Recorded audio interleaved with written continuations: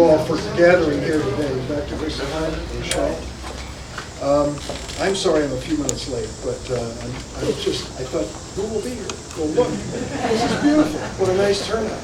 Let me acknowledge some of the people that have gathered here today to be with us. The mayor of Highland Park, Nancy Rotering. Representative Scott Drury. Glad you're here tonight. There's Alyssa Noble. I didn't see her come in. There she is. Hi, Alyssa. She's council member. Paul Frank. Thank you for being here. Oh, we've got the Veterans of Foreign Wars here. Commander Edward Weiler. How are you, Commander? Good to see you, sir. And from the Jewish War Veterans, Post Commander Mike Zimmerman. Mike, where are you at? Quite a turnout here. American Legion Commander Hal Feldman. Hal. I love these gatherings because I get to read these fabulous stories about people that some facts maybe people here don't know. But I'm sure that your daughters Ellen and Laura, where are they? I'm sure they know all the details. But for those of you who don't, this is a particularly touching honor to tell the story of Dr. and Mrs. Distelheim, because there are a couple of things that we have in common, which you may be a little bit surprised by. But let me just read what's down here, because I don't want to miss this. I often have an opportunity to spend time with veterans, but I'm particularly happy to meet with our World War II veterans. We have honor flights. I don't know if any of you have participated in the honor flights. And I've had a number of our friends who've been able to go out to Washington, D.C. to see the World War II memorial there and to receive the thanks that they deserve for their great service to our country. This was a generation which has been characterized as the greatest generation. Most of World War II vets that I have met and talked to said, oh, come on, don't call us that. We did what we were supposed to do. Well, they did. And they came home having served our nation so well and built their lives and their families and our country to be one of the greatest in the world. And it's only because of that determination to keep us free and that determination to make us better that we have this great America that we have today. But boy, what a story we have to tell about Dr. Distelheim. His life has really been an embodiment of that great American spirit.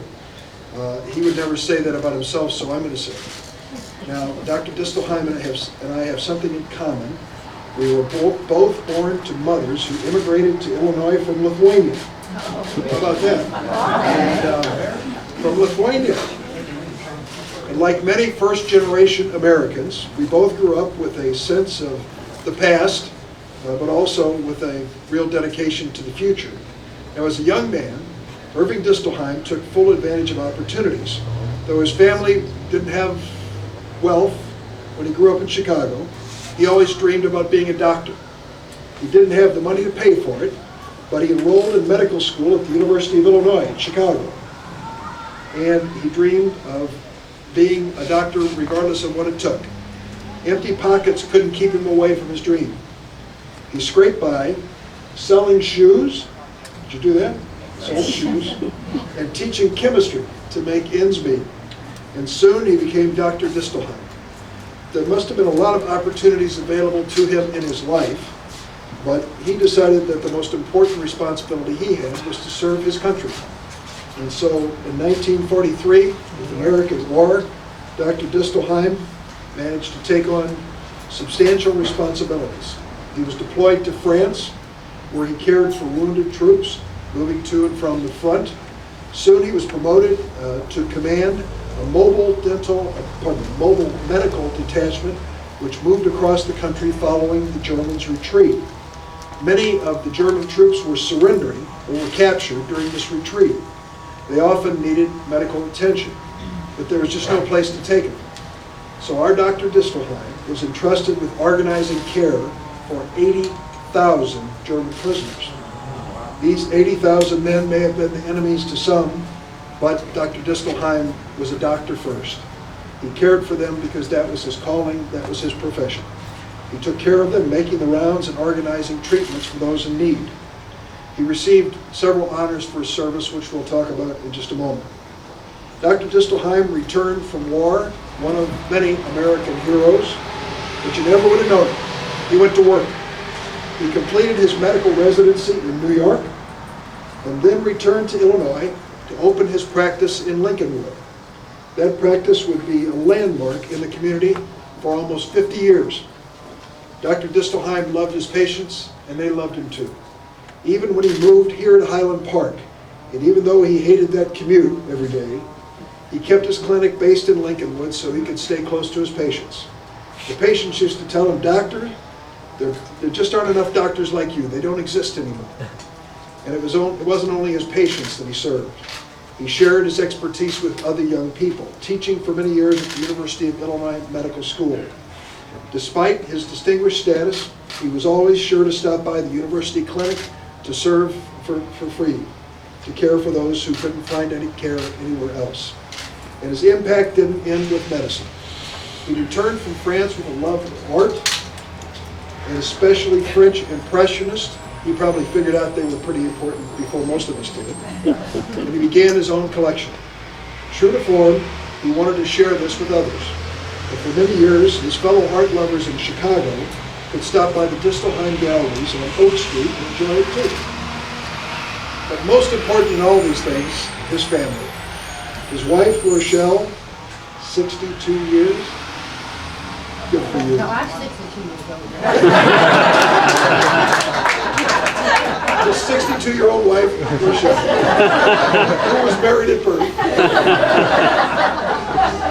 And they raised 3 daughters, Ellen, Laura, and Lisa. And Ellen and Laura are here today. Laura said that when she thinks about her childhood, she remembers her dad the way his patients did, loving, patient, and committed. Throughout his life, Dr. Distelheim carried a deep sense of service on behalf of others. In recognition of that, we are presenting him today with several honors that somebody finally reminded him he won but never received. Let me show you. These include the European, African, Middle Eastern Campaign Medal with the Bronze Service Star, the American Campaign Medal, the World War II Victory Medal, and the Army of Occupation Medal. These are great honors which anyone would be proud of. However, it won't surprise you to know that Dr. Distelheim had to be reminded that he'd received them. And then his family had to make sure that they called on the senator's office to see if we could find them. And we did. These awarding of these honors is long overdue. What a great man. What a great service to our country, not just in our military, but here at home. It is my honor to present to Dr. Irving Distelheim those commendations and medals which he received and earned and give testament to his love of this great country. Dr. Distelheim.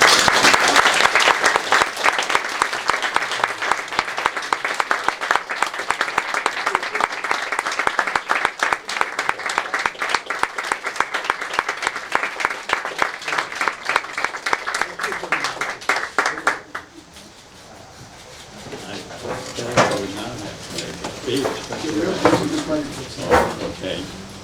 Anyway, first I'd like to thank Senator Durbin for his help in keeping these medals, which were long lost. And secondly, I am very happy to have all of my friends, family, American Legion, Jewish War veterans for this occasion. Thanks so much.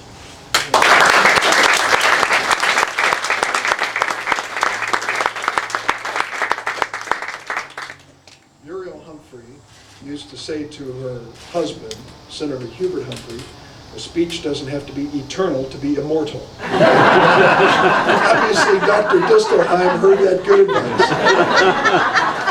And I just want to tell you what a great honor it is to be with you today, and with Rochelle and your family. And I'm going to stop talking now, and let's all come up and say hello to this great man and his family. Thank you all very much.